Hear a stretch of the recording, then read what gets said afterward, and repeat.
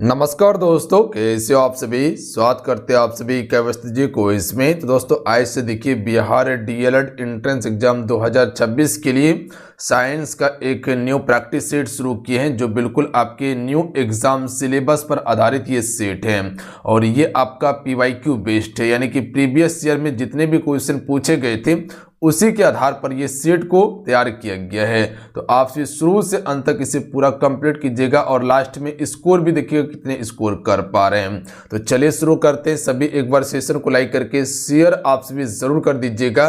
देखिए यहाँ पर हम आपको पूरा कंप्लीट तैयारी करवाएंगे हर सब्जेक्ट का, तो आप सभी मेरे साथ जरूर जुड़ जाइएगा। चैनल को सब्सक्राइब करके घंटी को प्रेस कर लीजिएगा। अगर आप एक न्यू बच्चे हैं या पुराने बच्चे हैं, गर्ल्स हैं, तो आपके लिए मोस्ट इंपॉर्टेंट आज का सेशन है। पूरा सेशन को कंप्लीट कीजिएगा। चैनल को जरूर सब्सक्राइब करके घंटी को प्रेस कर लीजिएगा आप सभी। तो चलिए शुरू करते हैं। सभी एक बार सेशन को लाइक जरूर कर दीजिएगा। व्हाट्सएप ग्रुप आप सभी के लिए बना दिए हैं, उसको ज्वाइन कर लीजिएगा आप सभी। तो चलिए शुरू करते हैं। आइए आज का पहला क्वेश्चन देख लीजिएगा और ये सेक्शन जो है आपका विज्ञान का प्रैक्टिस सीट है, याद रखिएगा आप सभी, ठीक है। तो भूकंप के दौरान सतह पर पहुंचने वाली तरंगों को कौन सा उपकरण जो है कि मापता है। चलिए क्वेश्चन फर्स्ट का राइट आंसर कीजिएगा और क्वेश्चन फर्स्ट का आंसर हम सभी से नीचे कमेंट बॉक्स में चाहेंगे। इस क्वेश्चन का राइट आंसर क्या होगा, याद रखिएगा। Option number A right answer हो जाएगा, सिस्मोग्राफ से मापा जाता है। ध्यान दीजिएगा आप सभी। देखिए भूकंप तरंग जो होता है ये आपका 3 प्रकार का होता है। 3 प्रकार का कौन कौन सा हो जाएगा, तो पहला जो होगा आपका वो आपका पी वेव होगा, याद रखिएगा आप सभी। कौन सा, पी वेव। दूसरा होता है एस वेव होता है, याद रखिएगा एस वेव। और एक होता है आपका सतही तरंग होता है। ध्यान दीजिएगा आप सभी, सतही तरंगे होते हैं। तो कुल 3 होता है, बात समझे। चलिए अगला क्वेश्चन देखिए। क्वेश्चन में 2 का राइट आंसर कीजिएगा और इस क्वेश्चन का आंसर सभी से नीचे कमेंट बॉक्स में चाहेंगे। और देखिए ऐसा ही प्रश्न आपके पेपर में पूछा जाए। क्वेश्चन देखिए क्या है कि सबसे अधिक अभिक्रियाशील हाइड्रोजन कौन सा है। तो सबसे पहले तो ये बताना चाहिए कि हाइड्रोजन ग्रुप कौन सा होता है। ग्रुप 17 वाला को हाइड्रोजन के नाम से जानते हैं, ठीक है। तो इसका राइट आंसर क्या हो जाएगा, फ्लोरीन हो जाएगा। ध्यान दीजिएगा और इसे एफ से दर्शाया जाता है। देखिए फ्लोरीन जो है ये विद्युत ऋणात्मक शक्ति सबसे अधिक होती है, बात समझे।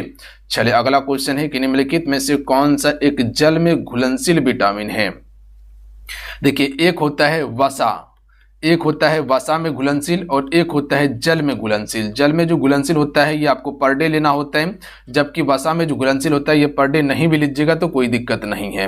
तो इसका राइट आंसर क्या हो जाएगा, बी सी। याद रखिएगा जो विटामिन बी होता है और विटामिन सी जो होता है ये आपका जल में घुलनशील होता है। बाकी बात जितने भी विटामिन है जैसे कि ए हो गया, डी हो गया, ई हो गया, उसके बाद के हो गया, उसके बाद आपका जो है कि हाँ ये के हो गया, ये सभी आपका वसा में घुलनशील विटामिन होता है। जबकि बी सी, देखिए विटामिन बी ग्रुप जो होता है, ठीक है, ये भी आपका जल में घुलनशील होता है। तो इसका राइट आंसर क्या हो जाएगा, ऑप्शन नंबर ए हो जाएगा, विटामिन सी आपका जल में घुलनशील है, जबकि विटामिन ए, डी, ई, के ये सभी वसा में घुलनशील हो जाएगा। देखिए इसका रासायनिक नाम क्या हो जाएगा, एस्कॉर्बिक एसिड इसका रासायनिक नाम होता है। इतना सा फैक्ट याद रखिएगा, प्रश्न बना के आइएगा। देखिए विटामिन ए को रेटिनॉल कहते हैं, रतौंधी रोग होता है इसकी कमी से। विटामिन डी को हम से क्या कहते हैं, कैल्सीफेरॉल कहते हैं। और विटामिन के को क्या कहते हैं, फाइलोक्विनोन कहते हैं, याद रखिएगा आप सभी। चलिए अगला क्वेश्चन देख लीजिएगा। रक्त को थक्का बनने में सहायक विटामिन के करता है। किस धातु में लिम्फोनाइट खनिज होता है। देखिए लिम्फोनाइट खनिज जो पाया जाता है यह आपका लोहा में पाया जाता है, जिसे हम सभी Fe से प्रदर्शित करते हैं। अच्छा लोहा का प्रमुख अयस्क कौन कौन सा है, पता है आप सभी को। अयस्क से भी क्वेश्चन पूछा जाता है, जैसे कि हेमेटाइट, याद रखिएगा आप सभी। हेमेटाइट जो है ये लोहा का अयस्क है। प्लस में कह सकते हैं कि जो आपका मैग्नेटाइट है इसमें लोहा की मात्रा सबसे अधिक होता है मैग्नेटाइट में। उसके बाद हो जाएगा आपका लिमोनाइट, याद रखिएगा आप सभी। लिमोनाइट जो है ये भी आपका लोहा का अयस्क है। और आपका सीडेराइट जो है, सीडेराइट ये भी आपका लोहा का अयस्क है। ध्यान दीजिएगा आप सभी। तो इसका ऑप्शन में बी राइट आंसर होगा, बात समझिए। लोहा का उपयोग किसमें करते हैं, स्टील उद्योग में करते हैं। देखिए आपसे बताना चाहते हैं बिहार डीएलएड एंट्रेंस एग्जाम 2026 के लिए एप्लीकेशन पे न्यू कोर्सेज लॉन्च कर दिया गया है, जहां पर हम आपको कंप्लीट तैयारी करवाएंगे ऑल सब्जेक्ट का। यहां पर आपको मिलेगा क्या क्या, तो यहां आपको टॉपिक वाइज क्लासेस मिलेगा, ऑल सब्जेक्ट का ई book, important PDF, important notes, साथ में टेस्ट सीरीज भी दिया जाएगा ताकि अपनी तैयारी को आप भी जान सके। यहाँ पर आपको पूरा थ्योरी क्लास करवाया जाएगा, साथ में प्रैक्टिस करवाया जाएगा। तो बेस्ट कंटेंट के साथ में हम आपको तैयारी करवाने वाले हैं, तो आपसे मेरे साथ जुड़ के 100% सफलता प्राप्त कर सकते हैं। अगर सपना है सरकारी कॉलेज का तो आज से मिशन मोड में तैयारी में लग जाइए, क्योंकि समय बहुत ही कम दिया गया है और कम समय में आपको टू द पॉइंट चीजें पढ़ के आपको एग्जाम को निकालना होगा। तो उसके लिए प्रॉपर ये कोर्स लॉन्च किया गया है। तो जो भी बच्चे तैयारी कर रहे हैं इसको आप ज्वाइन कर लीजिए। मिनिमम फी में आपको कोर्स अवेलेबल करवा रहे हैं ताकि बिहार के हर बच्चे इसको अफोर्ड कर सके। ज्वाइन कैसे करना है, एप्लीकेशन का लिंक डिस्क्रिप्शन में और कमेंट बॉक्स में हम पिन कर दिए हैं। अन्यथा आपसे क्या कीजिएगा, सक्सेस योद्धा सर्च करके ज्वाइन कर लीजिएगा। एप्लीकेशन का नाम जो है वो आपका सक्सेस योद्धा है। इसी एप्लीकेशन को डाउनलोड कीजिएगा प्ले स्टोर पे जाके, ध्यान दीजिएगा प्ले स्टोर से जाके डाउनलोड करना है। अन्यथा लिंक डिस्क्रिप्शन में और कमेंट बॉक्स में पिन कर दिए, वहां से भी जाके डाउनलोड कर सकते हैं। तो जाइए ज्वाइन कीजिए और जो सपना आपसे देखे हैं टीचर बनने का उसको पूरा कीजिए आप सभी। चलिए अगला क्वेश्चन है, सभी सेशन को लाइक जरूर करते चलिएगा। देखिए जितने भी जुड़े हुए हैं सेशन को लाइक कर दीजिएगा, सभी से रिक्वेस्ट करेंगे।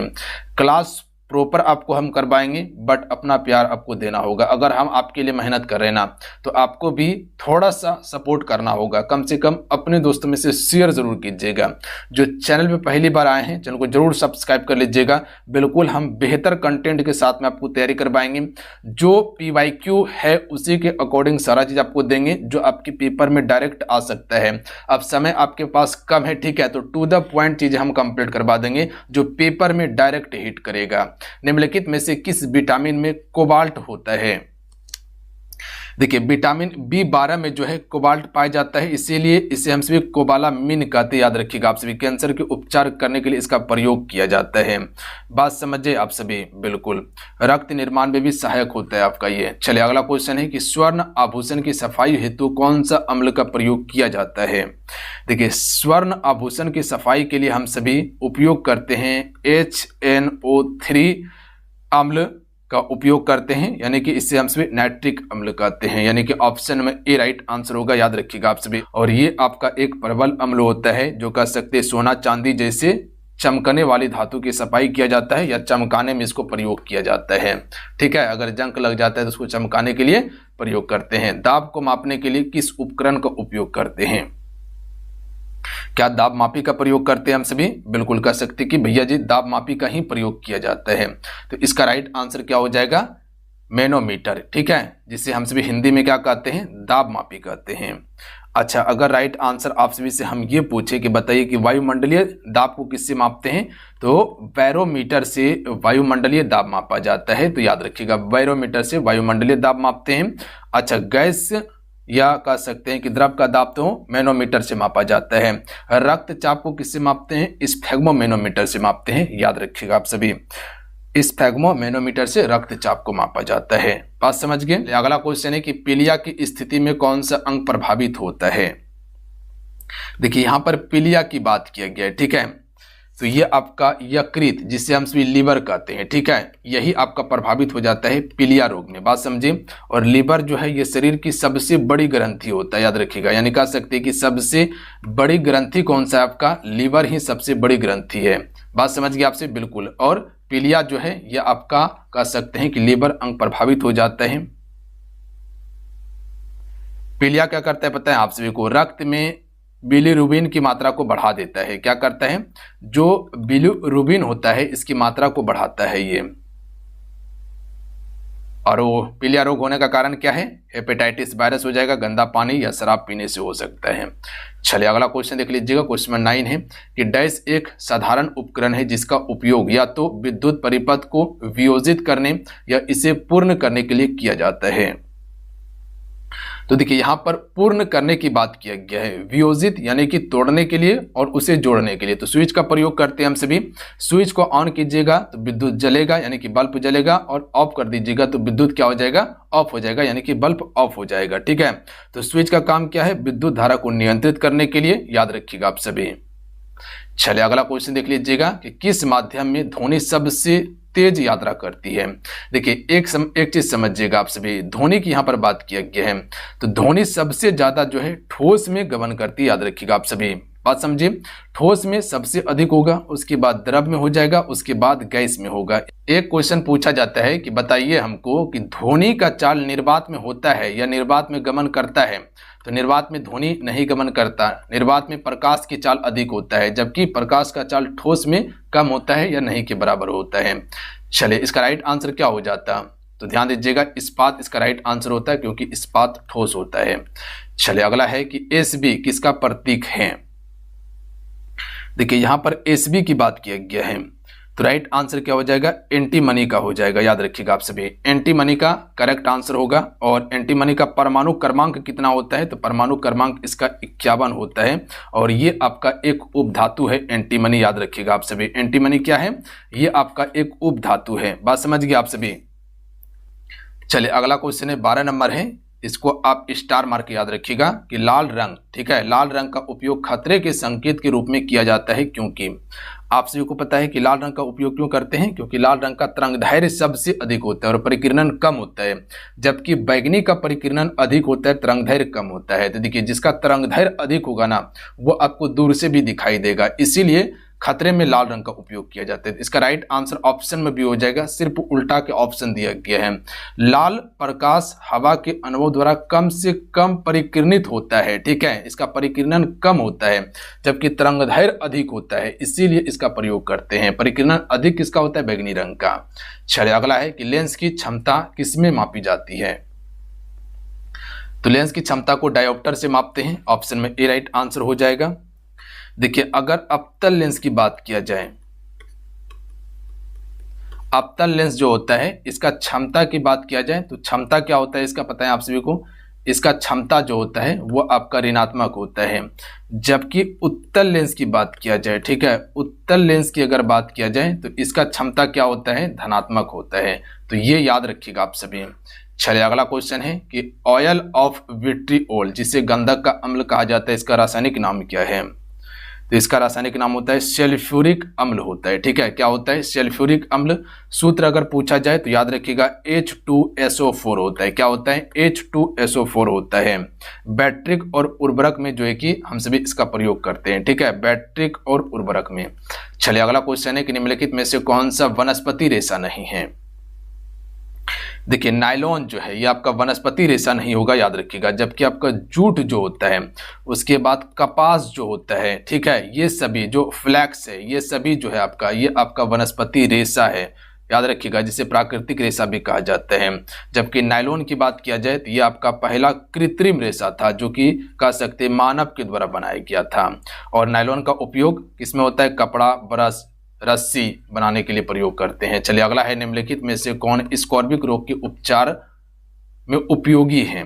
देखिए स्कॉर्बिक रोग की बात किया गया है, तो आपको बताए थे कि स्कॉर्बिक रोग विटामिन सी की कमी के कारण होता है, तो आंवला इसका राइट आंसर होगा। जो भी खट्टे पदार्थ होता है वो विटामिन सी का सबसे अच्छा स्रोत माना जाता है, जैसे कि आंवला हो गया, ठीक है, आंवला हो गया, उसके बाद आपका संतरा हो गया, उसके बाद आपका नींबू हो गया, ये सभी आपका विटामिन सी का अच्छा स्रोत है। और इसमें क्या होता है, मसूड़े से खून निकलता है, या कह सकते कि हड्डी में कमजोरी भी आ जाता है आपका विटामिन सी की कमी से। जो आपका मुंह दुर्गंध मारता है ना, वो विटामिन सी की कमी से मारता है। निम्नलिखित समुच्चयों में से कौन सबसे अच्छा विद्युत रोधी है। इसका राइट आंसर क्या हो जाएगा, रबड़ हो जाएगा, कांच हो जाएगा, प्लास्टिक हो जाएगा, एबोनाइट हो जाएगा, कपास हो जाएगा, क्वार्टज हो जाएगा, ये सभी जो है आपका विद्युत का क्या है, रोधी है, याद रखिएगा, यानी कि विद्युत का चालकता नहीं है। देखिए विद्युत का सबसे अच्छा चालक क्या होता है, चांदी होता है, याद रखिएगा आप सभी, बात समझे, जैसे कि लोहा हो गया, चांदी हो गया, सोना हो गया, ये सभी आपका विद्युत का चालक होता है। अगला है कि प्रकाश सबसे तेज गमन करता है। तो देखिए अभी आपको बताए थे ना कि प्रकाश सबसे ज्यादा तेज गमन जो करेगा वो आपका निर्वात में करेगा, ठीक है। क्या प्रकाश ठोस में गमन कर सकता है, नहीं। जो एक पत्थर धरा हुआ है, इस पत्थर पे आप लाइट बारिएगा तो क्या पत्थर कि इस पार से इस पार लाइट आ जाएगा, नहीं आएगा, तो ठोस में गमन नहीं करता है, बात समझे। निर्वात में प्रकाश का चाल सबसे अधिक होता है, और कितना होता है, तो 3 × 10⁸ मीटर प्रति सेकेंड, याद रखिएगा आप सभी, बात समझे। चलिए अगला है निम्नलिखित में से कौन सा जीवाश्म ईंधन है।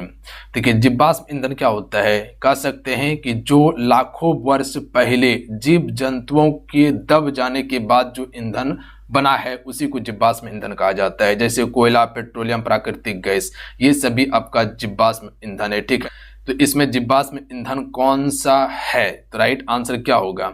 इनमें से कोई भी नहीं होगा, याद रखिएगा। देखिए जीवाश्म ईंधन में बताएं कि आपका कोयला, पेट्रोलियम, प्राकृतिक गैस हो जाएगा, जबकि लकड़ी, पवन ऊर्जा और ये यूरेनियम, ये सभी जीवाश्म ईंधन नहीं है।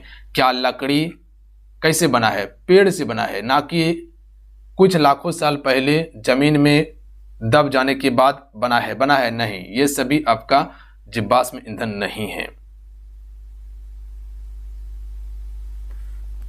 चलिए अगला है कि निम्नलिखित में से कौन सा तत्व उपधातु है? देखिए उपधातु के बारे में पूछा गया है, तो आपसे हमको बता सकते हैं कि उपधातु कौन कौन सा है। एक धातु होता है, एक उपधातु होता है, और ठीक है, और एक अधातु होता है। तो देखिए जो धातु और अधातु दोनों का काम करता है उसी को उपधातु कहते हैं हम सभी। तो यहाँ आर्सेनिक हो जाएगा, ठीक है, जिसे हम सभी AS से प्रदर्शित करते हैं। इसका नाम क्या है? आर्सेनिक नाम है, ये आपका एक उपधातु होता है। चलिए आपसे बताइएगा कि उपधातु कौन कौन सा है, बता सकते हैं हमको नीचे कमेंट बॉक्स में, सभी से आंसर चाहेंगे। बहुत उच्च तापमान को मापने के लिए इस्तेमाल किए जाने वाला उपकरण कौन सा है? तो राइट आंसर होगा पायरोमीटर। याद रखिएगा 20,000 डिग्री सेल्सियस से अधिक तापमान को हम माप सकते हैं पायरोमीटर से। तो ऑप्शन में ए राइट आंसर होगा। जैसे कि आग की भट्टी या ढलाई वाला जो भट्टी होता है उसमें इसका उपयोग होता है। निर्जलीकरण के दौरान कौन सा पदार्थ जो आमतौर पर शरीर द्वारा त्याग दिया जाता है वो कौन सा पदार्थ है? तो निर्जलीकरण में शरीर से कौन सा पदार्थ को अधिक मात्रा में निकालता है? तो ये राइट आंसर हो जाएगा सोडियम क्लोराइड। ध्यान दीजिएगा आप सभी, इसका सूत्र क्या होता है? NaCl होता है। याद रखिएगा आप सभी, क्या होता है? NaCl होता है। और निर्जलीकरण में पानी और इलेक्ट्रोलाइटिस की कमी होती है, ध्यान दीजिएगा आप सभी। चलिए अगला क्वेश्चन देख लीजिएगा कि दर्पण द्वारा प्रकाश की दिशा में परावर्तन डैश कहलाता है। तो देखिए दर्पण की दिशा में प्रकाश का जो परावर्तन होता है ना, तो इसे हम सभी क्या कहते हैं? प्रकाश का परावर्तन ही कहते हैं। क्या कहते हैं? प्रकाश का परावर्तन ही कहते हैं। Option number C right answer होगा। परावर्तन क्या होता है? जब प्रकाश सतह से टकराकर लौटता है। मान लीजिए कि एक यहाँ पर कोई भी पदार्थ था या चमकीला पदार्थ था, यहाँ पर प्रकाश आया, इस पे टकराया, फिर उसी दिशा में रिटर्न हो गया, यानी कि जिस दिशा से आया था टकरा के उसी दिशा में रिटर्न हो गया। इसी को हम क्या कहते हैं? प्रकाश का परावर्तन कहते हैं। याद रखिएगा आप सभी। अगला क्वेश्चन है कि कंडरा के अस्थि विकास के द्वारा बनने वाली अस्थियों को क्या कहा जाता है? तो इसे हम सभी किस नाम से जानते हैं? कंडरा अस्थि के नाम से जानते हैं। याद रखिएगा आप सभी, क्या कहते हैं? कंडरा अस्थि ही कहते हैं।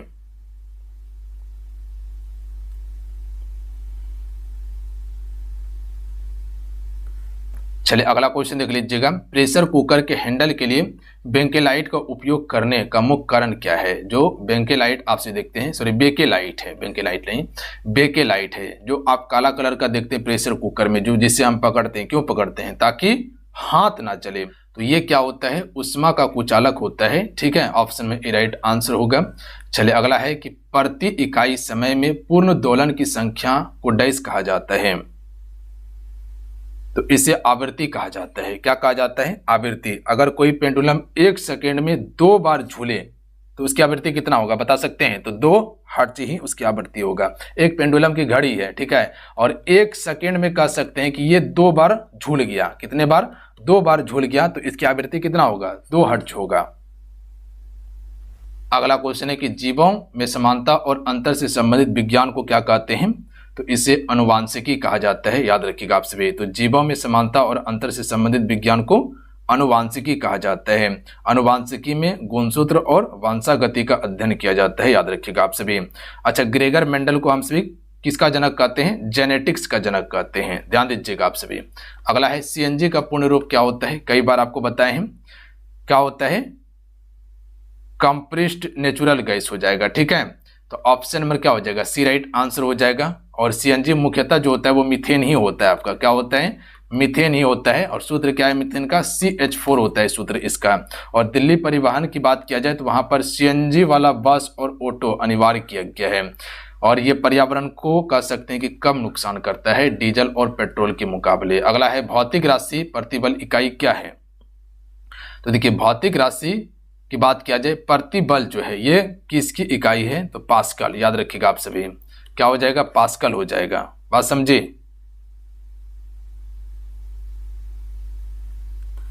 चलिए अगला क्वेश्चन है कि दूषित भोजन खाने से क्या होगा। देखिए दूषित भोजन खाइएगा तो खाद्य विषाक्तन होगा, ठीक है, क्या होगा, खाद्य विषाक्तन होगा। इसमें क्या होता है पता है आप सभी को, उल्टी, दस्त, सिर दर्द, बुखार आना जो है कि लाजमी है इसमें। और रोकथाम करने के लिए स्वच्छ भोजन और पानी का सेवन करना चाहिए। चलिए देखिए अगला क्वेश्चन देखिए, जिसका आंसर आपको नीचे कमेंट करके बताना है, आपके लिए है, निम्नलिखित में से कौन सा धातु नहीं है, ठीक है, इनमें से बताइए कि कौन सा धातु नहीं है। और यही पूछे थे ना कि बताइए कि कौन सा अधातु है, कौन कौन सा अधातु है, उसका नीचे कमेंट करके आंसर करने के लिए आपको बोले थे। चलिए इस क्वेश्चन का आंसर आप कर दीजिएगा, ठीक है, 4 ऑप्शन आपके स्क्रीन पे दिया हुआ है, 4 ऑप्शन में आपको अपना आंसर नीचे कमेंट करके बताना है। तो चलिए आज कितना ही, आज की सेशन में पूरा 30 क्वेश्चन आपको कंप्लीट करवाए हैं। साइंस का जो अति महत्वपूर्ण प्रश्न था और प्रॉपर आपका क्लास शुरू हो गया है, तो अब आप एक्टिव होकर तैयारी कीजिए। आप